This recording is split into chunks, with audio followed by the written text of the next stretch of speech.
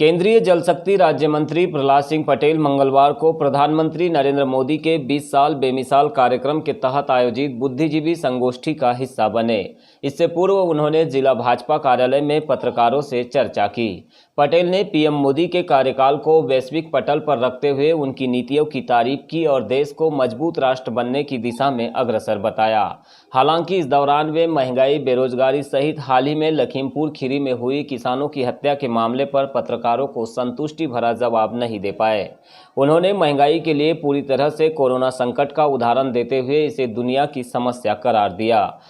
आप आतंकवाद को भी जानते हैं, उससे निपटने का उनका तरीका देश में जो है, तो मुझे लगता है उसका आकलन बालाघाट के लोग ज़्यादा बेहतर तरीके से कर सकते हैं। दूसरी बात, जब मैं कहता हूँ कि देश की आज़ादी में जब उन्होंने कहा था कि जब देश की आज़ादी के 75 वर्ष होंगे तो क्या हर व्यक्ति के सिर पर पक्की छत एक कमरे की हो सकती है क्या, उन्हें प्रधानमंत्री आवास योजना दे दी।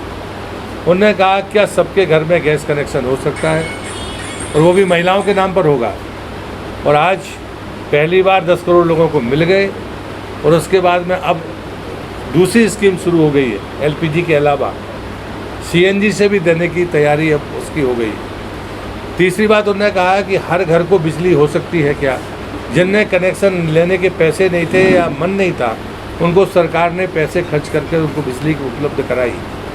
पर उन्होंने कहा कि हर घर में स्वास्थ्य की सुविधा हो सकती है क्या। आयुष्मान कार्ड देकर 5 लाख की गारंटी देने वाला अगर कोई नेतृत्व है तो वो मोदी जी का नेतृत्व है। अब बात आती है पेयजल की, जिसका मैं भी मंत्री हूँ। हर घर नल से जल या हर घर जल, तो ये जो विचार है और ये हमको 24 तक लक्षित तौर पर पूरा करना है। लेकिन कुछ राज्य हैं जिनने 21 में पूरा कर लिया, जो लक्ष्य था उनने 21 में अचीव किया। उसमें तेलंगाना है, गोवा है, अंडमान निकोबार है, पांडिचेरी है। कुछ राज्यों को 22 में पूरा करना है, कुछ को 23 में पूरा करना है, 24 में सिर्फ अपग्रेडेशन होगा। जब उन्होंने स्वच्छता की बात कही थी, गांधी जी की 150वीं जयंती पर हम अगर उनको श्रद्धांजलि देना चाहते हैं तो क्या इस देश को खुले में शौच से मुक्त कर सकते हैं। मैं आप सबके माध्यम से कहना चाहता हूँ, उस समय किसी को भरोसा नहीं था, दुनिया को भी भरोसा नहीं था। दुनिया ने जो हमको समय दिया था उससे 11 साल पहले हमने वो लक्ष्य प्राप्त किया है। तो मुझे लगता है कि गांधी ने आंदोलन में स्वच्छता को जो हथियार बनाया था उसको वरदान बनाने का काम प्रधानमंत्री ने किया है। और सेवा ही हमारा समर्पण और संकल्प है। ये भारतीय जनता पार्टी का अपना संकल्प है, अपना स्लोगन है। आज उस प्रबुद्ध सम्मेलन के नाते मैं यहाँ पर उपस्थित हुआ हूँ। 20 साल बेमिसाल है, लेकिन पहला ऐसा किसान आंदोलन है जो 10 महीने से ज़्यादा खींचा है, तो आप क्या मानते हैं?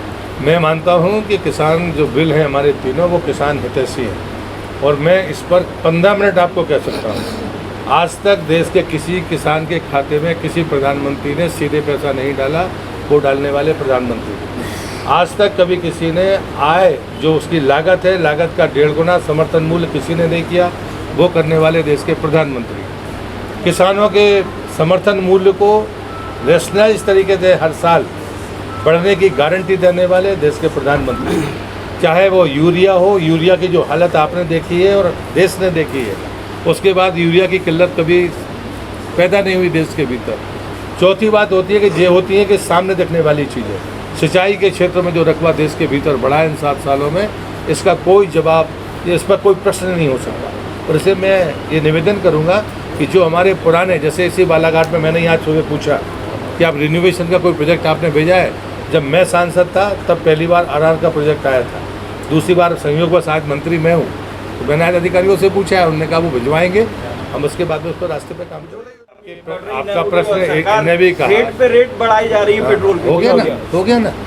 मुझे लगता है कि जो 2 वर्ष जिनको पूरी दुनिया, ये बेरोजगारी सिर्फ भारत में नहीं है, पूरी दुनिया की समस्या है। और इस महामारी के बीच में जो उपलब्धियाँ हैं, हर जिले में ऑक्सीजन प्लांट लगना ये मामूली सफलता नहीं है।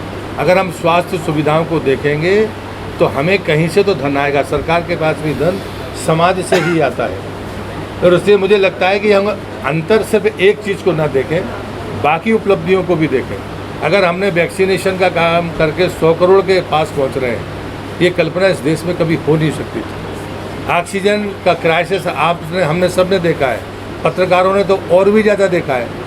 आज आप संतुष्ट हैं या नहीं है, ये आपको तय करना होगा।